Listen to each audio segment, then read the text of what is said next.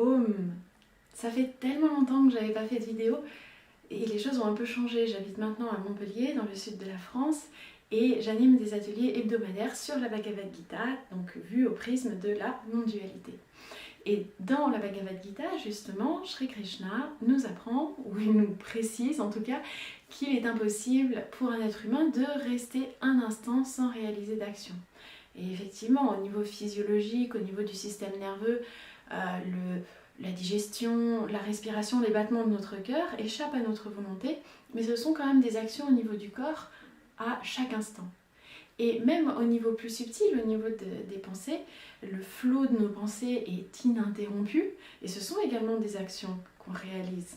Et même si on décide de ne plus agir, de se poser en jambes croisées, on médite, on essaie de contrôler nos perceptions, de contrôler nos pensées, et bien même cet effort de contrôle, ça reste un effort, ça reste une action.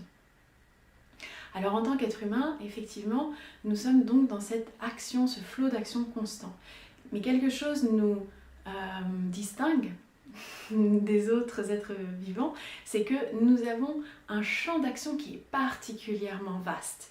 Nous avons réussi à dompter la gravité, à dompter les airs, donc pour nous envoler avec les avions et tous les autres mécanismes qui nous permettent de nous déplacer dans l'air. Nous pouvons nager, nous pouvons évidemment nous déplacer sur Terre de différentes manières et notre comportement est assez imprévisible.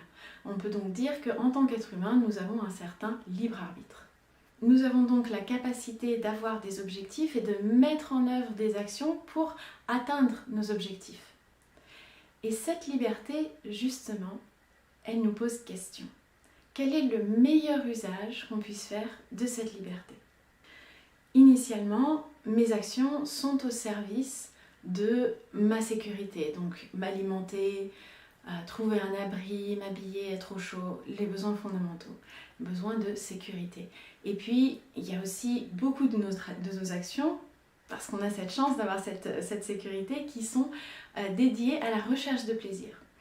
Et enfin, troisième catégorie, il y a également beaucoup d'actions que nous réalisons qui sont dans l'objectif de faire le bien, entre guillemets, ou en tout cas faire ce que nous, on interprète comme étant le bien, et qui va faire que je vais avoir une bonne opinion de moi-même après. Et puis, il y a une quatrième catégorie qui est un peu à part.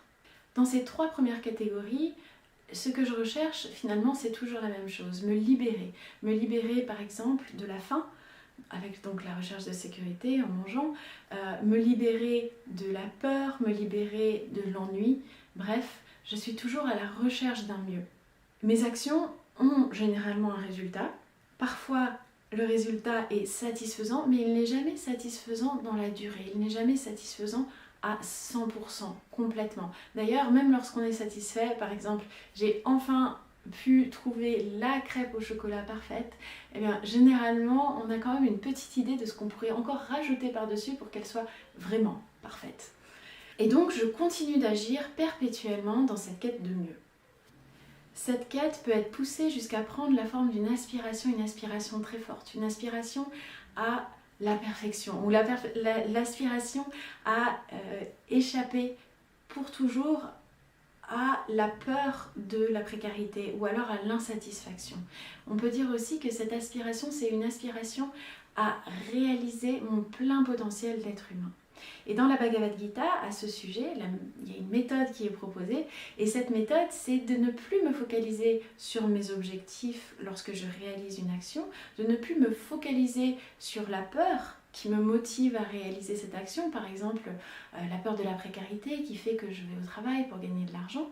Donc au lieu d'être focalisée sur les raisons pour lesquelles je réalise les actions, eh bien je me concentre pleinement dans l'action. Je me donne à fond dans toutes les actions que je réalise et je garde en tête que le but ultime de toutes mes actions, c'est finalement, en fin de compte, de réaliser mon plein potentiel d'être humain. Ce que je viens de décrire, c'est la doctrine du karma yoga, c'est-à-dire une pratique spirituelle dans l'action. C'est probablement le changement d'attitude, le karma yoga, le fait d'être concentré sur l'action qu'on réalise plutôt que sur nos objectifs, sur nos motivations. Cette attitude, c'est probablement l'attitude la plus transformatrice que vous puissiez adopter, que nous puissions adopter au quotidien pour avancer. C'est un yoga un peu différent des postures, des exercices de respiration qu'on réalise sur le tapis de yoga pendant le cours de yoga ou chez soi. Et c'est un yoga qui est un yoga de tous les instants, même s'il a la même finalité d'une certaine manière que les postures et la méditation. On peut aussi mentionner le yoga qui s'appelle le Bhakti Yoga, le yoga de la dévotion, le yoga de l'amour, qui est un yoga également de tous les instants qui consiste à se remémorer à chaque instant le grand tout. On peut l'appeler le yoga du grand tout plutôt que le yoga de la dévotion. C'est un yoga donc qui consiste à se remémorer à chaque instant le grand tout dont nous faisons partie et dans chacune de nos actions à offrir nos actions à ce grand tout, à l'offrir mentalement évidemment. Et lorsqu'on se rappelle constamment la grandeur, la splendeur de la création, des confins de l'univers jusqu'aux actions les plus anodines de nos vies, c'est également une attitude très transformatrice. Ce que le Bhakti Yoga a de commun avec le Karma Yoga, c'est qu'on peut l'utiliser à chaque instant. En général, ils fonctionnent même très bien ensemble, en synergie on peut dire. Et il n'est pas nécessaire de concentrer toute son attention là-dessus, c'est-à-dire que ce sont des yogas qu'on peut intégrer dans les actions du quotidien, dans la vie du quotidien, à chaque instant, et on peut l'intégrer peu à peu, on peut en intégrer un petit peu, c'est-à-dire juste prendre une minute dans notre matinée pour se rappeler le grand tout ou pour se souvenir de se concentrer sur l'action et pas sur nos objectifs. Évidemment, à long terme, c'est une activité donc, qui est transformatrice, qui permet d'être constamment dans cette attitude, dans cet esprit, mais on peut commencer très simplement en se remémorant juste quelques instants. Et déjà, ça peut transformer votre quotidien. Ces yogas que je viens de mentionner, donc le Karma Yoga, c'est-à-dire la pratique de l'action désintéressée, le Bhakti Yoga, le yoga du grand tout qui consiste à se remémorer l'univers dans lequel nous nous inscrivons, et le Raja Yoga, donc les postures, la méditation, les exercices de respiration. Ces yogas se renforcent mutuellement et ce sont des voies de transformation personnelle.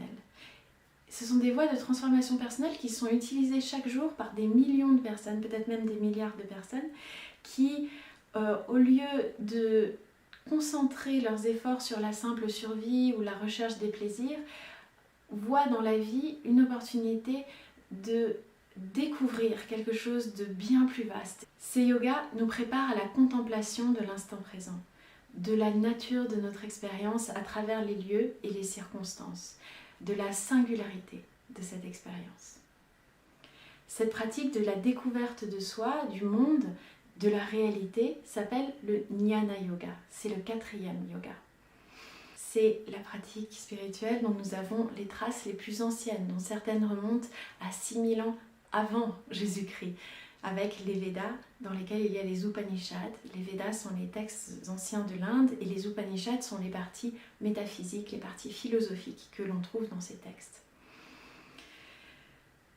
La voie de la connaissance, ce 4e yoga, est la voie la plus directe, la plus transformatrice, la plus émancipatrice. Qu'est-ce qui me pousse à agir ? Quel est le sens des événements dans ma vie ? Pour commencer à réfléchir à ces questions selon les principes de la non-dualité, je vous invite à me rejoindre pour un cours sur Tattva Bodha, un cours que je donne en présentiel à Montpellier ainsi qu'en ligne. Pour avoir plus d'informations sur les dates, les horaires et les lieux, je vous invite à consulter les liens dans la description de cette vidéo. Et si il n'y a pas de cours au moment où vous regardez cette vidéo, je vous invite quand même à souscrire à ma newsletter dans laquelle j'envoie toutes les semaines et dans laquelle vous retrouverez des perles de sagesse tirées de la Bhagavad Gita, donc sur l'Advaita Vedanta. Et je vous invite également à prendre contact avec moi si vous souhaitez suivre des cours en présentiel ou en distanciel. Dans tous les cas, j'espère pouvoir bientôt réaliser de nouvelles vidéos et j'espère que celle-ci vous aura apporté quelques pistes de réflexion. À bientôt. Om.